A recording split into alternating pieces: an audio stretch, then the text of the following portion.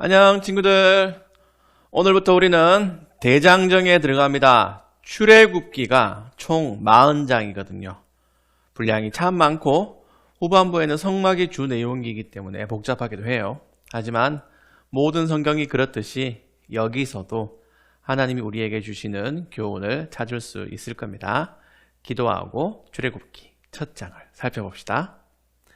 하나님 아버지, 귀한 날을 주시고 새로운 말씀을 주셔서 감사합니다. 오늘도 저희에게 참 밝은 빛과 지혜를 내려주세요. 예수님의 이름으로 기도드립니다. 아멘. 오늘 본문은 출애굽기 1장 1절에서 22절이고요. 세 문단이에요. 본문을 읽으면서 중요한 점을 하나 찾아보세요. 출애굽기는 어떤 성경과 연결되어 있나요? 정말 쉬운 질문이에요. 한글만 읽을 줄 알면 다 찾을 수 있는 것, 하지만 너무나 중요한 것. 본문 속으로 들어가 봅시다. 새로운 아이템을 준비했어요.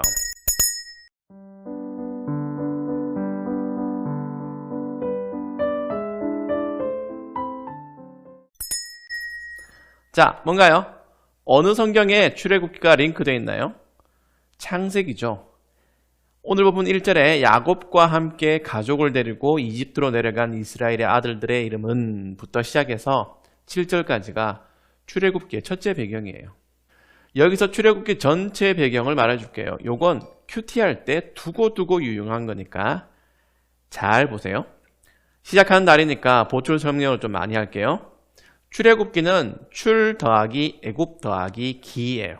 출은 탈출이라고 할 때 쓰는 한자이고 애굽은 이집트의 한자어, 기는 기록할 기 합쳐서 이집트를 탈출하는 이야기죠.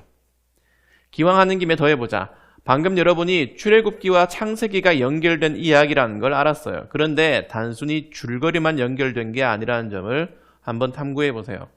앞에 창세기 50장에 중요한 복선이 있어요.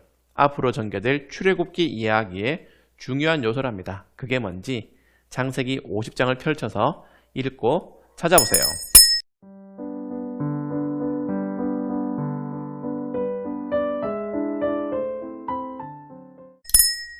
잘 찾았지요?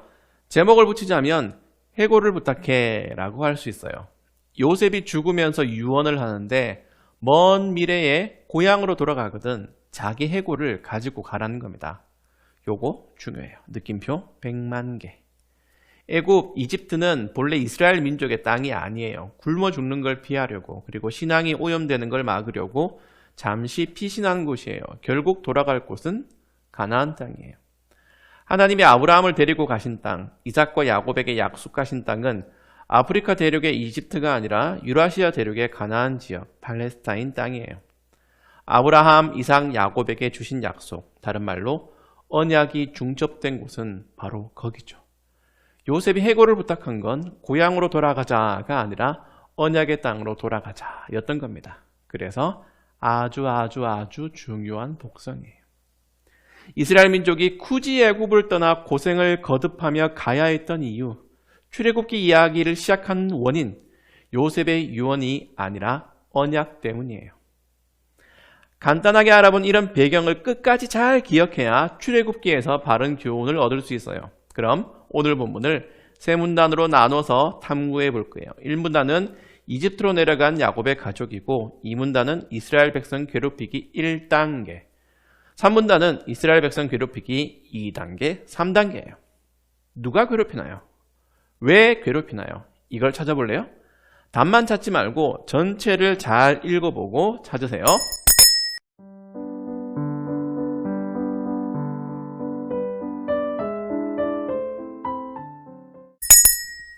이집트 왕이 이스라엘 백성들을 괴롭히죠. 왜?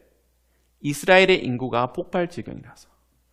이집트라는 전통의 강국을 긴장시킬 정도로 확실히 물량에는 장사가 없거든. 7절에 이집트는 그들로 가득 차게 되었다고 해요. 위기를 느낀 이집트 왕은 3단계에 걸쳐서 이스라엘을 핍박하죠. 처음에는 힘든 일을 시켰다가 그 다음에는 산파에게 아들을 죽이라고 하고 마지막에는 아들을 낳으면 무조건 강에 던져버리라고 해요. 여기서 뭔가 느끼는 거 없나요? 아무리 기원전 시대라지만 너무 잔인한 명령 아닌가요? 이게 영적인 무엇과도 연결되어 있어서 그래요. 창세기 3장 15절을 보면 내가 너로 여자와 원수가 되게 하고 내 후손도 여자의 후손과 원수가 되게 하리니 여자의 후손은 내 머리를 상하게 할 것이요 너는 그의 발꿈치를 상하게 할 것이니라는 하나님의 말씀이 나와요. 이후로 뱀의 후손과 여자의 후손 사이에 영적인 전쟁이 일어나 다른 말로 사탄과 교회라는 두 무리의 보이지 않는 전쟁이죠. 사탄은 끊임없이 경건한 사람들을 없애려고 해요. 여자의 후손이라 불리는 경건한 자들은 거기에 당하기도 하고 반격도 해요. 그런 영적 전쟁의 본격적인 전개를 출애굽기 1장이 보여주면서 시작하는 겁니다. 이집트 왕은 뱀의 후손이고 이스라엘 자손은 여자의 후손이에요.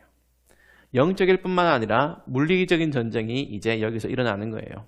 후손을 낳을 수 없을 정도로 남자아이를 다 죽이라는 건 민족을 말살시키겠다는 것. 다른 말로 아브라함, 이삭, 야곱으로 이어지는 언약의 줄기를 끊어버리겠다는 시도인 겁니다. 그럼 여기서 톱하보자.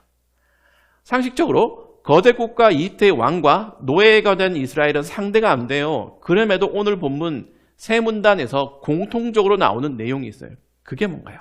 반복되는 표현을 찾아보세요.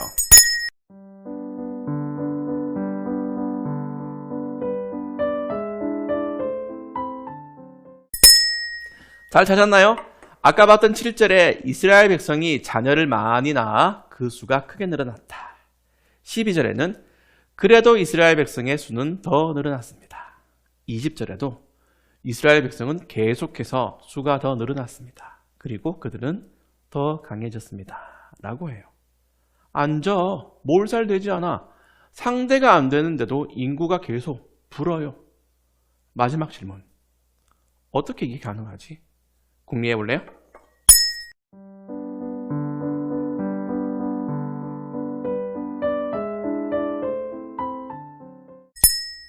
맞아요. 하나님이 은혜를 베푸셨기 때문이죠. 알고 보니까 언약을 기억하는 존재는 요셉만 아니었어요. 하나님이 그보다 훨씬 더 잘 기억하셔서. 그러니까 이스라엘 백성이 살아남았고 도리어 더 강해졌던 겁니다. 여기서 적용해보자.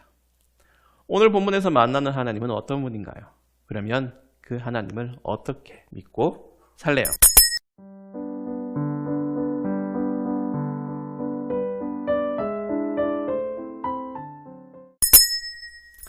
오늘 본문에서 하나님은 언약을 기억하시는 분이에요. 다른 말로 약속을 지키시는 분이에요. 오래전에 말씀하신 걸 절대 잊지 않으세요. 그래서 우리가 보호받는 겁니다.